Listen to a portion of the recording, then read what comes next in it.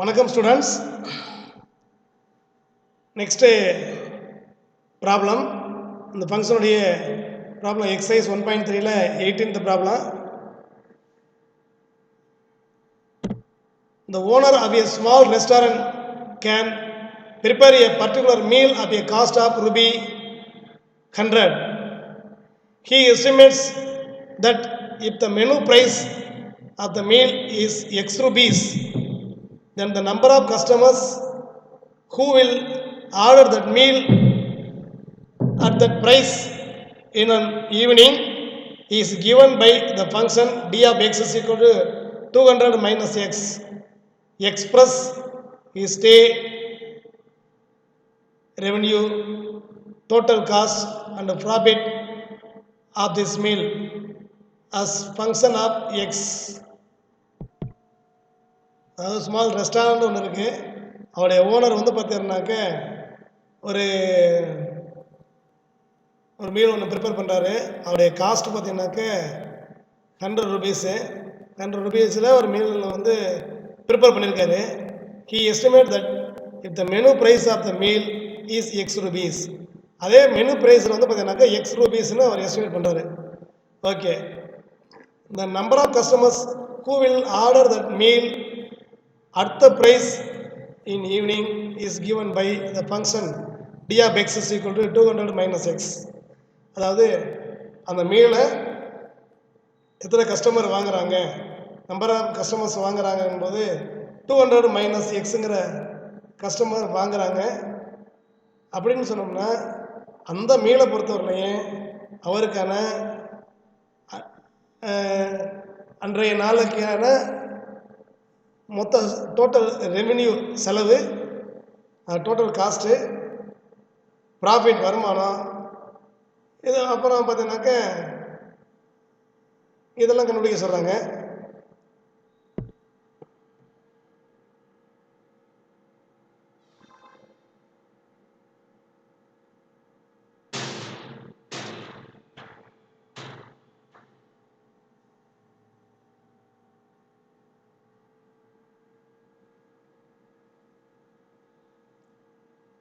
அதாவது தமிழ் மொழியும் பாருங்கள். ஒரு சிறிய உணவகத்தின் உரிமையாளர் 100 செலவில் ஒரு குறிப்பிட்ட உணவை தயாரிக்க முடியும்.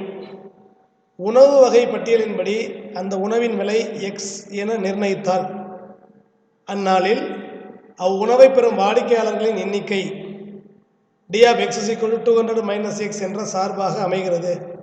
அந்த உணவை பொறுத்து அவருடைய அன்றைய வருமானம், மொத்த செலவு மற்றும் லாபம் ஆகியவற்றை எக்ஸின் சார்பாக அமைக்கவும். இது எல்லாத்தையும் பார்த்தீங்கன்னாக்கா எக்ஸோட ஃபங்க்ஷனை எழுத சொல்லியிருக்கிறாங்க. இப்போது நம்பர் ஆஃப் கஸ்டமர்ஸ்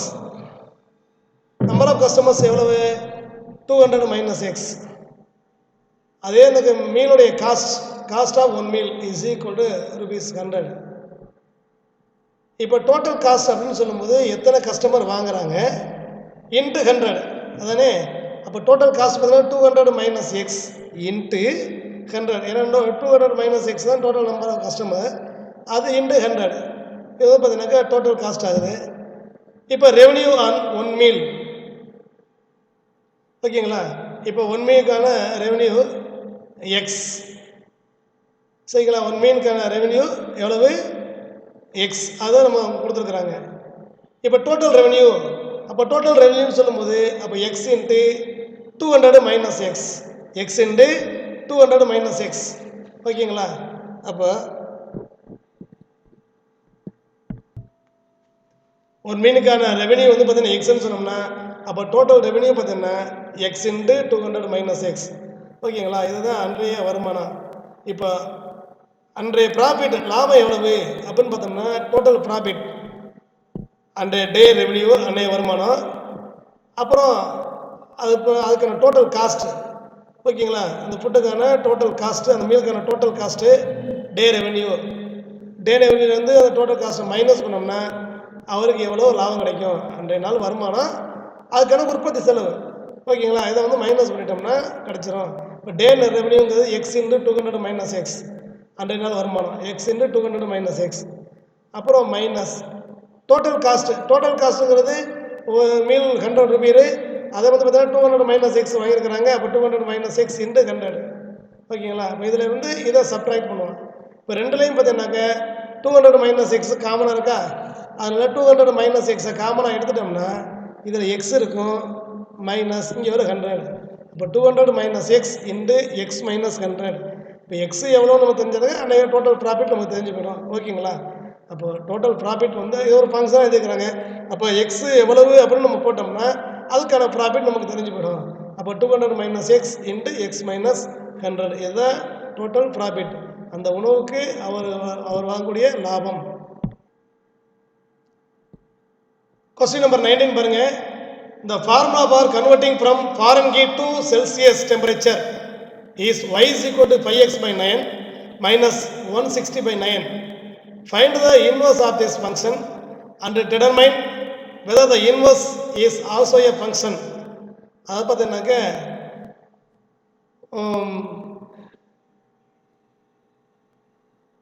ஃபாரன்ஹீட்லேருந்து செல்சியஸாக மாற்றுறதுக்கு டெம்பரேச்சர் வந்து ஃபாரன்ஹீட்லேருந்து செல்சியஸாக மாற்றுறதுக்கான formula y is equal to 5x by 9 minus 160 by 9 கொடுத்துருக்குறாங்க. Find the inverse of this function and determine whether the inverse is also a function. இப்போ yங்கிறது 5x by 9 minus 160 by 9 கொடுத்துருக்காங்க. இதை ஒரு function சொல்லிட்டாங்க. இப்போ இது ஒரு ஃபங்க்ஷனாக இருந்தால் இதோடைய இன்வர்ஸ் ஃபங்க்ஷனை கண்டுபிடிங்கிறான். அப்புறம் அந்த இன்வர்ஸும் ஒரு ஃபங்க்ஷன் அப்படின்னு சொல்கிறாங்க. சரி, ஓகே. அப்போ அந்த ஃபங்க்ஷன் வந்து y is equal to f of x. இப்போ y is equal to f of xன்னு சொல்லும்போது பார்த்தோம்னாக்கா அந்த ஃபங்க்ஷன் y வந்து f of x. இது எப்படி எழுதலாம்? y is equal to 5x 9 minus 160 by 9 இது கொடுத்துருக்குறாங்க. இப்போ ரெண்டுக்கும் பார்த்தீங்கன்னா காமனாக 9 டிவைட் பண்ணுறாங்க. அப்போ 9 காமனாக வச்சுட்டோம்னாக்க 5x minus 160 by 9 இது ஃபங்க்ஷன் y தான் f of x. அப்போ f of x equal to 5x minus 160 by 9 கொடுத்துருக்காங்க. அப்போ fங்கிறது ஒரு ஃபங்க்ஷன். சரி, இப்போ அதே பார்த்தீங்கன்னா இதை எக்ஸ் ஒய்க்கு மாறும்போது Y X function X to Y இது. அதே ஒய் டு எக்ஸாக மாற்றினோம்னா என்ன செய்வோம்? Y is equal to 5x minus 160 by 9 இருக்கா? இந்த 9 கொண்டு மல்டிப்ளை பண்ணுங்க. 9y is equal to 5x minus 160. இந்த மைனஸ் 160 லெஃப்ட் ஹேண்ட் சைடு வந்தோம்னாக்கா ப்ளஸ் 160 ஆயிரும். அப்போ பார்த்தோன்னா 9y plus 160 is equal to 5x. இதில் நம்ம எக்ஸை கண்டுபிடிச்சிடலாம். X is equal to 9y plus 160 divide by 5. இது x.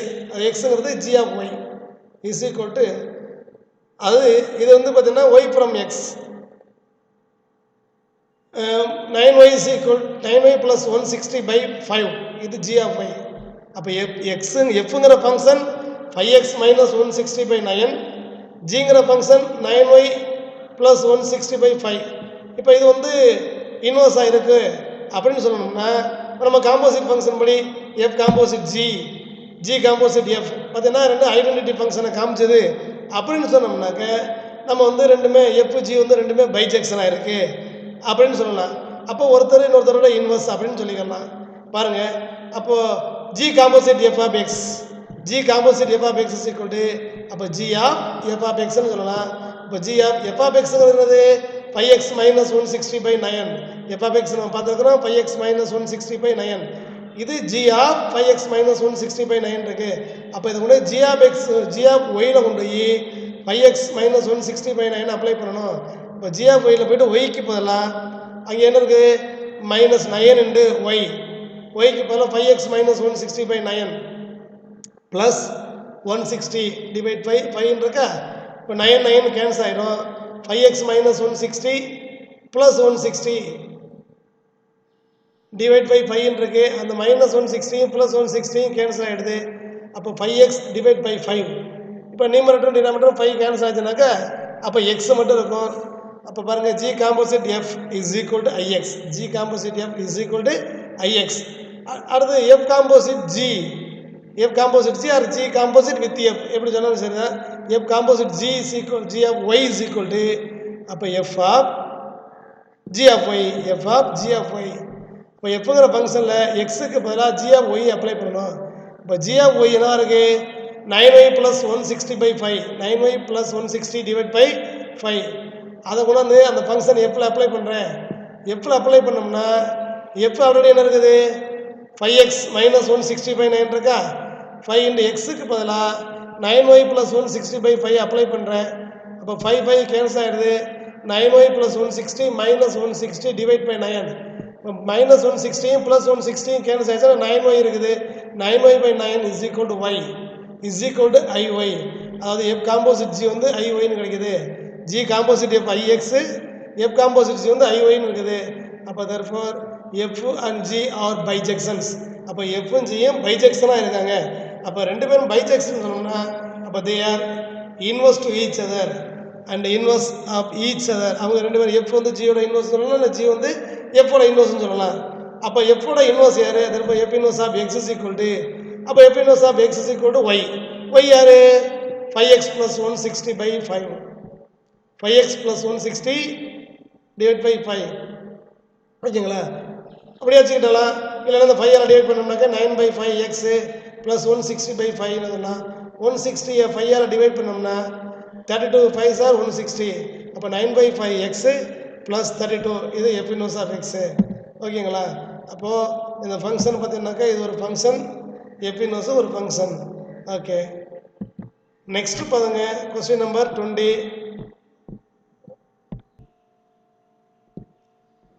Question number 20. A simple zipper takes a number of codes, number and codes. It using the function f of x = 3x - 4. Find the inverse of this function. Determine whether the inverse is also a function and verify the symmetrical property about the line y = x by drawing the lines. A simple zipper takes a number and codes. அதாவது பார்த்தீங்கன்னாக்க இந்த simple சிப்பர்னு சொல்லும்போது பார்த்தீங்கன்னாக்க அதாவது symbolic language, அது சங்கேதம். தமிழில் வந்து சங்கேதம் சொல்லுவோம். குறியீடு மூலமாக ஒருத்தர் எழுதுறதை இன்னொருத்தர் படிக்க முடியாமல் குறிப்பால் உணர்த்துவது. ஒருத்தர் எழுதுறதை இன்னொருத்தருக்கு வேற ஒரு லாங்குவேஜ் தான் மாற்ற முடியும். ஓகேங்களா. அப்போ அந்த மாதிரி உள்ளது வந்து சங்கேத மொழின்னு சொல்லுவோம். இதை வந்து எப்படி கொடுத்துருக்காங்கன்னா அவர் மாத்திரத்துக்கு நம்பராக கொடுத்துருக்காங்க. நம்பருக்கான ஃபங்க்ஷன் பார்த்தீங்கன்னா யூசிங் த ஃபங்க்ஷன் 3x - 4 அப்படின்னு கொடுத்துருக்காரு. Find the inverse of this function அப்படின்னா அந்த ஃபங்க்ஷனுடைய இன்வர்ஸை கண்டுபிடிங்க. Determine whether the inverse is also a function. அந்த ஃபங்க்ஷனுடைய இன்வர்ஸ் வந்து ஒரு function. Verify the symmetrical property about the line y = x, drawing the line. Okay, அதே மாதிரி பார்த்தீங்கன்னாக்க அந்த ஃபங்க்ஷன் வந்து y = xங்கிற லைனுக்கு சிமெட்ரிக்கலாக இருக்கும் அப்படிங்கிறதையும் பார்க்க சொல்கிறாங்க. இப்போ நமக்கு கொடுக்கக்கூடிய ஃபங்க்ஷன் என்ன அப்படின்னா f of x = 3x - 4. Tamil மொழியும் பாருங்கள். ஒரு சங்கேத மொழியில் ஓர் உருவினை மாற்றியமைக்க என்னால் எழுத பயன்படுத்தப்படும் சார்பு f of x = 3x - 4. இச்சார்பின் நேர்மாறினையும் அந்நேர்மாறு ஒரு சார்பு என்பதனையும் காண்க. அவை y = x என்ற நேர்கோட்டில் சமச்சீர் உடையது என்பதை வரைந்து காண்க. ஓகே, இப்போ f of x = 3x - 4 கொடுத்துருக்குறாங்களா. அப்போ f of xங்கிறது y = f of x. அப்போ yக்கு பதிலாக f of xக்கு பதிலாக yன்னு சொன்னோம்னா நம்ம 3x - 4. இப்போ இன் டேர்ம்ஸ் ஆஃப் எக்ஸாக எழுதணும்னு சொல்லிக்கிறோம். அப்போது பார்த்தோம்னாக்க எக்ஸ் வந்து இன் டேர்ம்ஸ் ஆஃப் ஒய், இந்த -4 லெஃப்ட் சைடு போனால் +4 ஆகிடுது. அப்போ y + 4 = 3x. இப்போ therefore x is equal to y + 4/3. x is equal to y + 4/3. அப்போ எக்ஸ் வந்து இன் டேர்ம்ஸ் ஆஃப் ஒய்யாக எழுதியிருக்கிறோம். ஓகேங்களா. சரி, இப்போ நமக்கு வந்து f of x is equal to பார்த்தோம்னாக்க எக்ஸுக்கு பதிலாக y + 4/3ன்னு வருது. இப்போ f of xங்கிறது ஆக்சுவலாக 3x - 4. இந்த ஃபங்க்ஷனை ஒன்றே போடுறோம். அப்போ 3 × எக்ஸுக்கு பதிலாக y + 4/3 இருக்கா. 3 3 கேன்சல் ஆகுது. y + 4 -4 +4 -4 கேன்சல் ஆயிடுச்சுன்னா ஒய் மட்டும் மிச்சப்படும். அப்போது F of X is equal to Y அப்படின்னா அந்த எஃப் அங்கே பார்த்தீங்கன்னா F inverse of Y is equal to X, F inverse of Y is equal to எக்ஸ்னு வந்துடும். அப்போ எஃப் இன்வர்ஸ் ஆஃப் எக்ஸ் அப்படின்னு சொல்லும்போது பார்த்தோம்னா இந்த ஃபங்க்ஷனில் போயிட்டு ஒய்க்கு பதிலாக எக்ஸை மாற்றணும். ஒய்க்கு பதிலாக எக்ஸை மாற்றணும்னா எஃப் இன்வர்ஸ் ஆஃப் எக்ஸ் வந்துடும். அப்போது ஒய்க்கு பதிலாக எக்ஸை போட்டோம்னா என்ன கிடைக்குது? எக்ஸ் ப்ளஸ் 4/3 வந்துடுது. X plus 4/3 which is also A function. ஏன்னா எஃப் இன்வர்ஸ் பார்த்தோம்னா ஒரு ஃபங்க்ஷனாக இருக்குது. சரி, இதை வந்து பாருங்க கிராஃப் வரைகிறோம். இது y is equal to x நம்ம 10th பார்த்துக்கிறோம். Y is equal to x, x ஒய்யும் ஈக்குவலாக இருக்கும். 1, 1, 2, 2, 3, 3, 4, 4, 5, 5 -1, -1, -2, -2 அந்த டாட்டர் லைன் இருக்கு இல்லையா, இந்த டாட்டர் லைன் தான் Y is equal to X. ஓகேங்களா? அடுத்து பார்த்தோம்னாக்க 2 லைன் கொடுத்துருக்காங்க. G of X is equal to G of X X plus 4/3 X plus 4/3 அது எஃப் இன்வர்ஸ் ஆஃப் எக்ஸ் தான் G of X X plus 4/3 F of X வந்து 3x - 4. Okay, இதுக்கு வந்து நம்ம 10th வரைஞ்ச மாதிரி பாயிண்ட் வச்சுட்டு 0,0 1,1 2,2 எந்த மாதிரி பாயிண்ட் கொடுத்தோம்னா Y is equal to X கிடச்சிரும். அதுக்கப்புறம் இதில் கொண்டு அப்ளை பண்ணோம்னாக்க இதில் எக்ஸுக்கு பதிலாக 0ன்னு கொடுத்தோம்னா ஒய்யோட வேல்யூ, அப்புறம் வேல்யூ கொடுக்க கிடைக்கக்கூடிய பாயிண்ட் வச்சோம்னாக்க இந்த லைன் கிடைச்சது. அதே மாதிரி இதுக்கு பார்த்தோம்னாக்கா 0,1 சாரி 0,1 வர முடியாது. எக்ஸுக்கு பதிலாக என்ன கொடுத்தீங்கன்னா ஒய்க்கு என்ன வேல்யூ கிடைக்குது அந்த பாயிண்ட்லாம் ஜாயின் பண்ணோம்னாக்க இப்படி ஒரு லைன் கிடச்சிருது.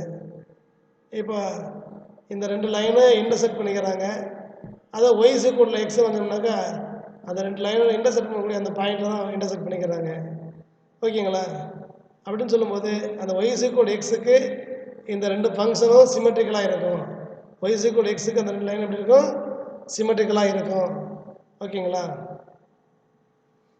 இப்போது இது வரைக்கும் அந்த 20 ப்ராப்ளம்ஸையும் நம்ம முடிச்சிட்டோம்.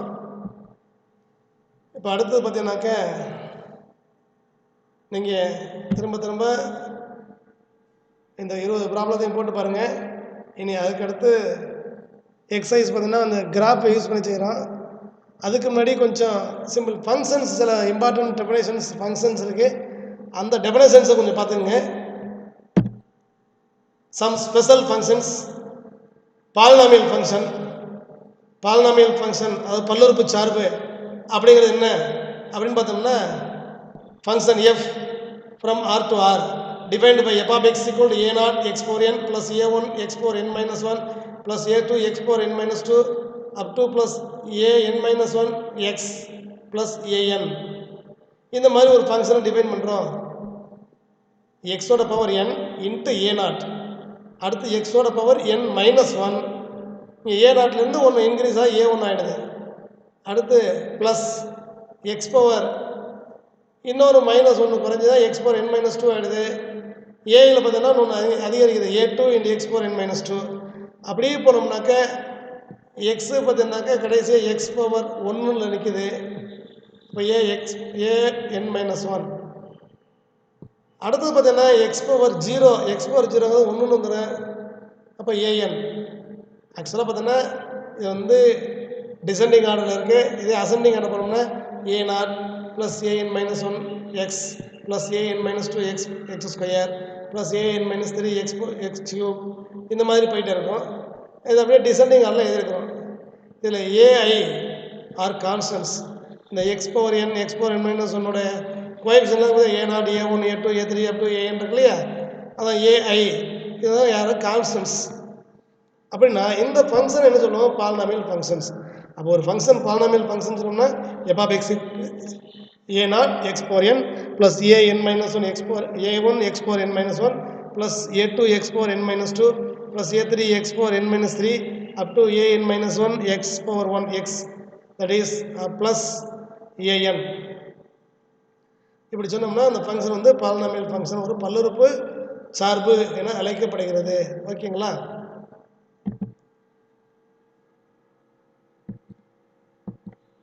அடுத்து லீனியர் ஃபங்க்ஷன். ஒரு ஃபங்க்ஷன் பார்த்தோம்னாக்க லீனியர் ஃபங்க்ஷன் சொன்னோம்னா ஃபங்க்ஷன் ஆர் டு ஆர் அப்படின்னு டிஃபைன் பண்ணுறோம். F of X equal to A X plus B. இதில் வந்து பார்த்தீங்கன்னா எக்ஸோட கோஎஃபிஷியன்ட் ஏருக்கு பற்றிலாம் இது எப்பவுமே நாட் ஈக்குவல் டு 0 இருக்கணும்.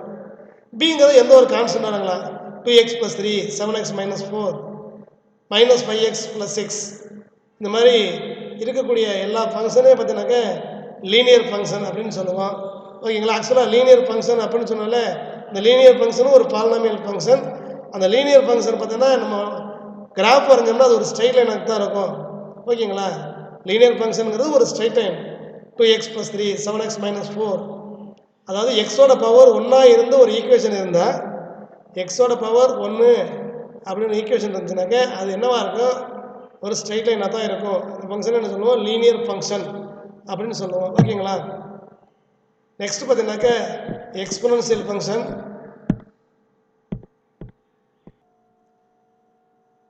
எக்ஸ்பொனன்ஷியல் ஃபங்க்ஷன் எக்ஸ்பொனன்ஷியல் ஃபங்க்ஷன் சொல்லும்போது பார்த்தீங்கன்னாக்க ஒரு ஏங்கிற ஒரு நான் நெகட்டிவ் கான்ஸ்டன்ட் எடுக்கிறேன். ஏங்கிற ஒரு கான்ஸ்டன்ட் எடுக்கிறேன். அது நான் நெகட்டிவ் கான்ஸ்டன்ட், மைனஸ் இல்லாமல் ஒன்லி பாசிட்டிவாக இருக்கக்கூடிய constant. Consider the function F from R to R divide by F of X is equal to A power X. F of X is equal to A power X if A equal to 0. A வந்து equal to 0வா இருந்தால் X not equal to 0. F of எக்ஸுக்கு ஒரு ஃபங்க்ஷனை நான் define பண்ணுறேன். அப்படி define பண்ணோம்னா இதை வந்து ஏ வந்து 0, எக்ஸ் இருக்குல்ல அது நாட் ஈக்குவல் 0 அப்படின்னா 0 பவர் சம்திங். அப்போ 0 பவர் சம்திங் என்ன இருக்கும், அது 0 தான் இருக்கும்.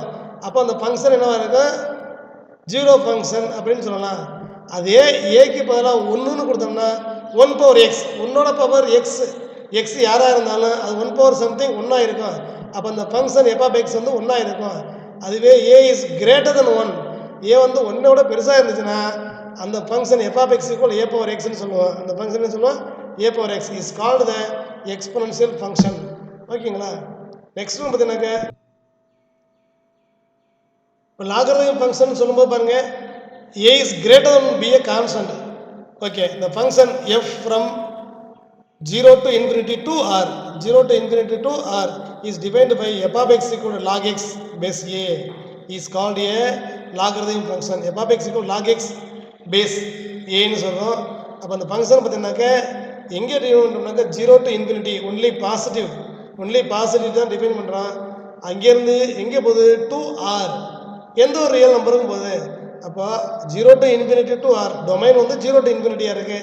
ரேஞ்ச் வந்து பார்த்தீங்கன்னாக்க அது ரியல் நம்பர், அது மைனஸாக இருக்கலாம் ப்ளஸ்ஸாக இருக்கலாம். அப்படிங்கும்போது F of X equal log X base is called the logarithmic function.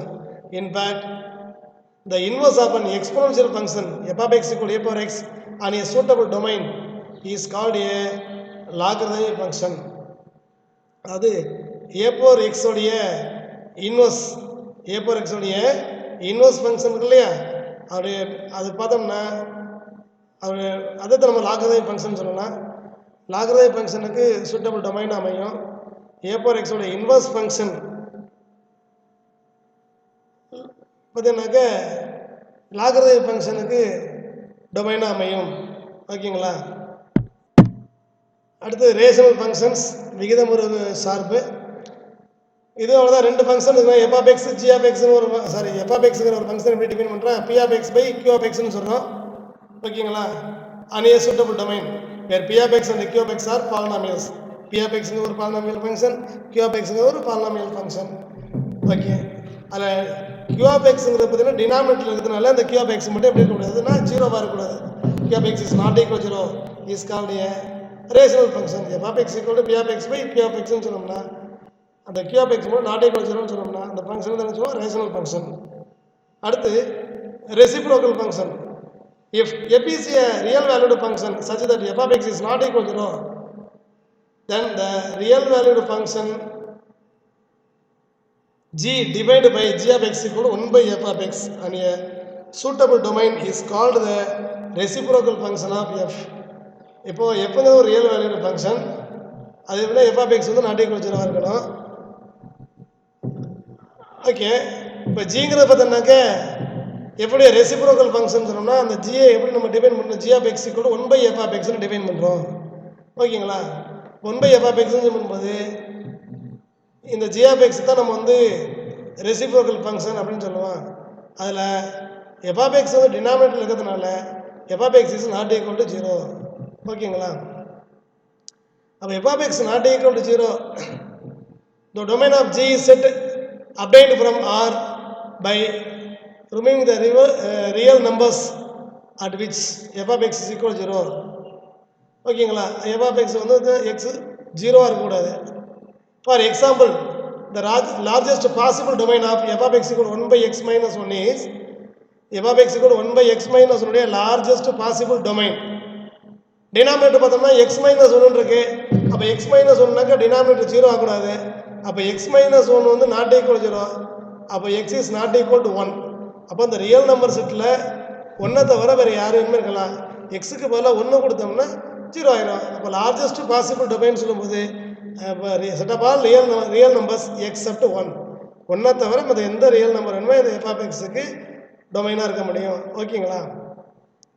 அதுக்கப்புறம் ரொம்ப முக்கியமான 2 ஃபங்க்ஷன்ஸ் இருக்குது.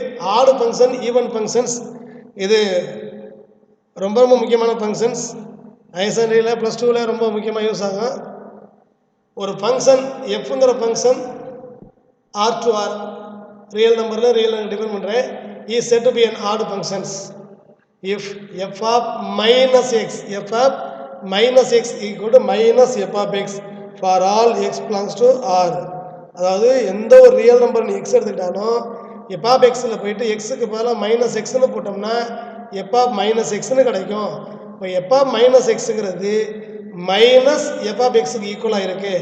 அந்த ஃபங்க்ஷனில் போயிட்டு எக்ஸுக்கு பதிலாக மைனஸ் எக்ஸ்னு போடுறேன், அது அந்த ஃபங்க்ஷனையே மைனஸால் மல்டிப்ளை பண்ணுறதுக்கு ஈக்குவலாக இருந்துச்சு அப்படின்னு சொன்னோம்னா அதே ஆடு ஃபங்க்ஷன், ஒற்றைப்படை சார்புன்னு சொல்லலாம். ஓகேங்களா? ஒரு சார்பு வந்து ஒற்றைப்படை சார்புனா எஃப் ஆஃப் எக்ஸில் போயிட்டு எக்ஸுக்கு பதிலாக மைனஸ் எக்ஸ்னு கொடுத்தோம்னா எஃப் ஆஃப் மைனஸ் எக்ஸ்னு கிடைக்குது. இந்த எஃப் ஆஃப் மைனஸ் எக்ஸோட வேல்யூ மைனஸ் எஃப் ஆஃப் எக்ஸ்னு அமைஞ்சிச்சுன்னா அது வந்து ஒற்றைப்படை சார்பு, ஆடு ஃபங்க்ஷன் சொல்லலாம். ஈவன் ஃபங்க்ஷன், இரட்டைப்படை சார்புன்னு சொல்லும்போது அந்த எஃப் ஆஃப் எக்ஸில் போயிட்டு எக்ஸுக்கு பதிலாக மைனஸ் எக்ஸ்னு போடும்போது அதே எஃப் ஆஃப் எக்ஸ்னு கிடைக்குது. எஃப் ஆஃப் எக்ஸில் போயிட்டு எக்ஸுக்கு பதிலாக மைனஸ் எக்ஸ்னு போடுறேன், அதே எஃப் ஆஃப் எக்ஸ் கிடைச்சிச்சுன்னா அந்த ஃபங்க்ஷன் என்ன சொல்லுவான்? ஈவன் ஃபங்க்ஷன் அப்படின்னு சொல்லுவான். ஓகேங்களா? இரட்டைப்படை சார்பு. ஓகே ஸ்டூடெண்ட்ஸ், இந்த டெஃபினேஷன்ஸ் எல்லாம் பார்த்துங்க. இப்போ நமக்கு ஃபங்க்ஷன்ஸ் முடிஞ்சிருச்சு. அப்புறம் இதோடைய ரிசல்ட்டு, இந்த டெஃபினேஷனுக்கு பிறகு ஒரு ரிசல்ட் வந்து ஒரு 10 ரிசல்ட் 10 ரிசல்ட் கொடுத்துருப்பாங்க உங்களுடைய டெக்ஸ்ட் புக்கில். இதெல்லாம் பார்த்தீங்கன்னா ஈவன் ஃபங்க்ஷன், இது ஆடு ஃபங்க்ஷன், இந்த மாதிரிலாம் இருக்கும். ஒரு 10 ரிசல்ட்ஸ் இருக்கும். அதை டெக்ஸ்ட் புக்கை பாருங்கள், டெக்ஸ்ட் புக்கை பார்த்து படிச்சிருங்க. ஓகேங்களா? ஓகே ஸ்டூடெண்ட்ஸ், நெக்ஸ்ட் கிளாஸில் நமக்கு last graphic functions using transformations, உருமாற்றத்தை பயன்படுத்தி சார்புகளை வரைபடமாக்குவது, எப்படி ஒரு ஃபங்க்ஷனுக்கு படம் வரைகிறதுங்கிறத நெக்ஸ்ட் கிளாஸில் பார்ப்போம். அதோட இந்த சாப்டர் க்ளோஸ் ஆகுது. இது வரைக்கும் நடத்தினதை நல்லா தரவு பண்ணிக்கங்க ஸ்டூடெண்ட்ஸ். மகிழ்ச்சி. Thank you very much.